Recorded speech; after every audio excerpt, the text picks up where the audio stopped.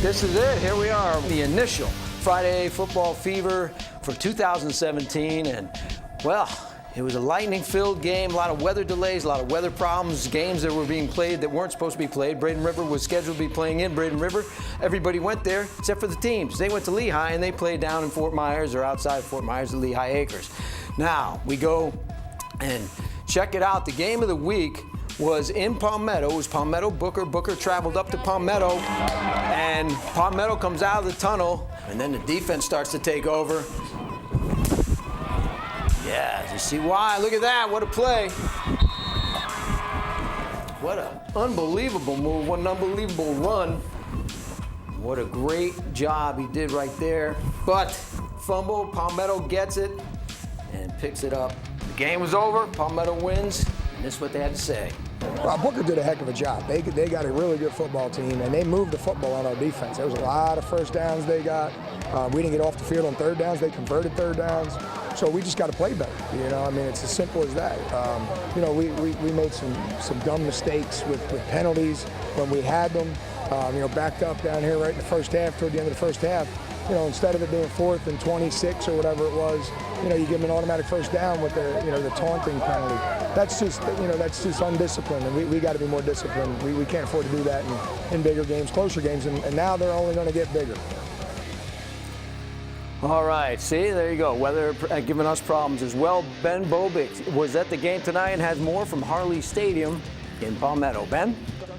Thanks, Don, and it was a pretty good game tonight. Obviously, it went Palmetto's way, but that's what happens when you can put Jason Spicer out wide. He opens up the field. We saw a lot of them running the ball up the middle, but don't take away what Booker did tonight. They didn't put up any points on the board, but they have a lot of promise this year, and they could really make some noise in that 5A with Southeast and Lemon Bay. And so keep an eye on them. But Palmetto, a great job tonight. They posted another shutout, and we'll see how the season goes. Football is back. Reporting from Palmetto High, Ben Bobick, SNN, the Suncoast News Network. All right, thank you, Ben. Ben and Lyndon up there doing a great job. Now, the Braden River Pirates, as I said, they were supposed to be playing, or at least everybody had them scheduled at Braden River to play at Pirate Stadium against Lehigh. Instead, the teams went to Lehigh Acres and played down there. Everybody else went to Braden River. But the game was weather shortened, but Braden River did win 24-14, and then they open up next week in Disney. Out-of-door Academy taking on the Celtics of St. John Neumann. And after 2 lightning delays, the Thunder were allowed to take the field under that rainbow, and the cheerleaders were cheering them on. The Thunder started off strong with Thomas Giacinti sacking the quarterback. That would be Jensen Jones. He goes down for the count.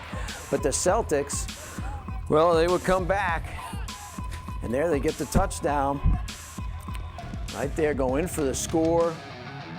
Again, here we go again with Jensen, just having a big night.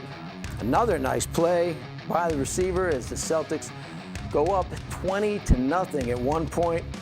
It was 14 there, but they went up 20-0 and they won in that one.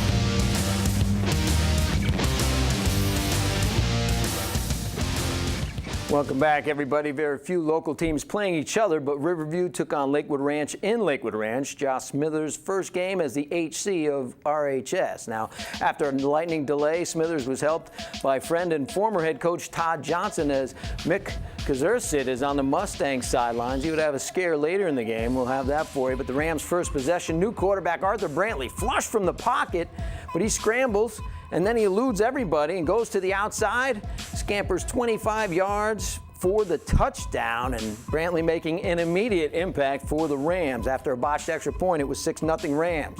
Then Riverview defense getting rammed tough as Justin Turner chased down by Yunus Mesrov, and that is how Curtis's night would go all night. Shortly after, Brantley going to hand off to Ali Boyce, who takes it in from 20 yards out. For the touchdown, it was 12-0, and this time they're going to have another snap botched on the extra point attempt, but this time they salvage it because Mike Van Ness, yes, he's a quick thinker. He thought, hey, I'll pass, and then he says, take it around the end for the score, 14-0 Rams. Then Sherman Taylor, going to be like a Sherman tank, going in for the 20-0 Rams lead. But here, he's not going to be able to escape the defense of the Mustangs. Oh, Paris Pratt on the next drive. Pratt could have taken the handoff. He was back there so quickly. What a job. Another great defensive play here. It turns into a scary situation as Giovanni Silvestri laying the wood, but he hurts his neck in the process. He was down for a while. He left thanks to the Manatee County EMS, but did return to the sidelines, thankfully, so he is all right. And the Riverview Rams went on to win their first game under Josh Smithers, 41-6.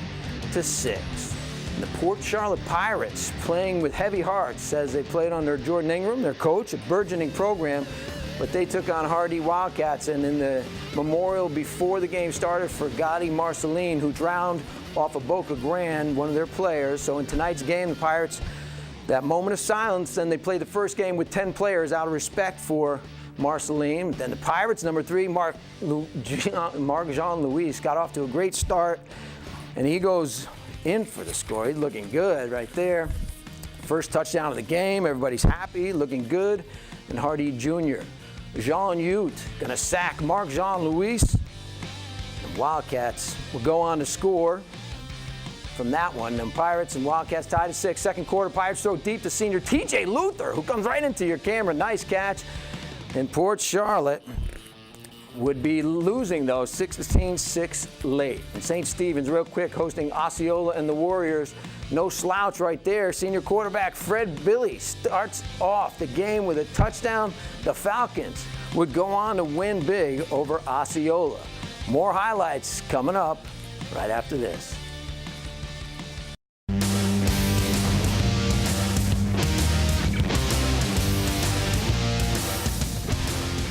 Welcome back to Friday Football Frenzy, everybody, here on SNN. Now, the Sarasota Sailors and head coach Brian Riles, they've really been hurt by the transfers, but they're playing the Warriors tonight. They've been Warriors themselves. Sailors taking on Palm Harbor at home. Friday football fever is hitting Sarasota high, baby, and the Sailors looking good. They had a tough time getting the offense started, but here, running back Rafael Reyes is going to get loose on the far side for a nice run. But it was the Sarasota defense that was looking good early. The defensive line going to surround Palm Harbor quarterback Wyatt Beasy for a big sack there. And then, look at that defense right there, knocking down the pass. They were looking for the touchdown, but it was broken up.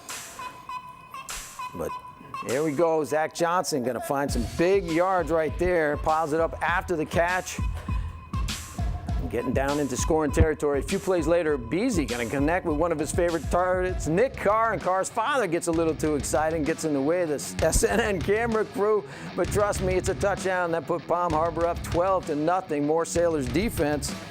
Right before halftime, LaShawn Bowman and Abraham Portuondo team up on another sack as Beasy halted the drive deep in Sailor territory, but it was too much Palm Harbor.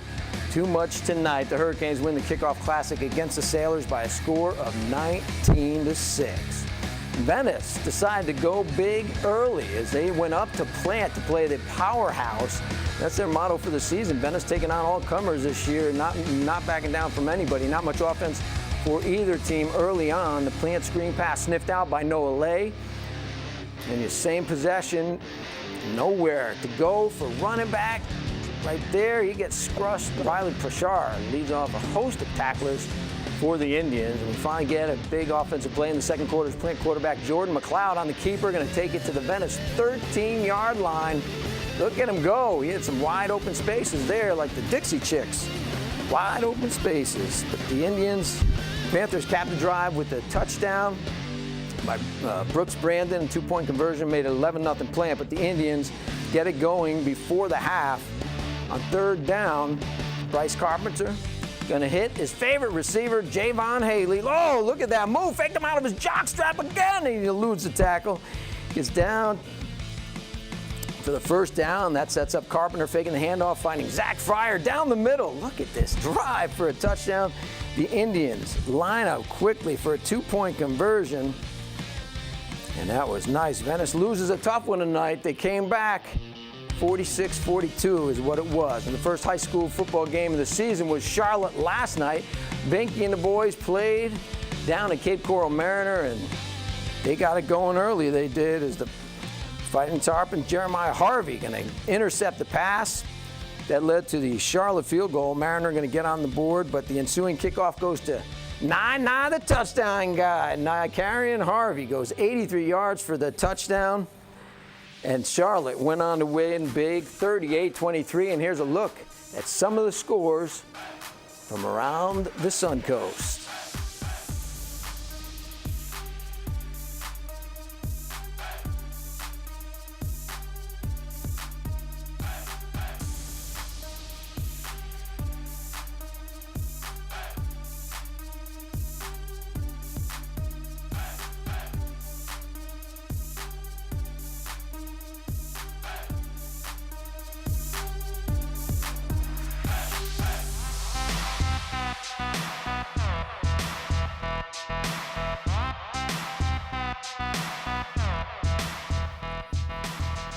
That'll wrap things up for this week's Friday Football Fever. Thanks to everybody who worked on the show. Obviously, it was preseason for me as well, but check out htpreps.com and snnTV.com for more updates on these games. Thanks for joining us, ladies and gentlemen. Have a great weekend. We look forward to seeing you for opening day next week, and we'll do it again. Have a great weekend.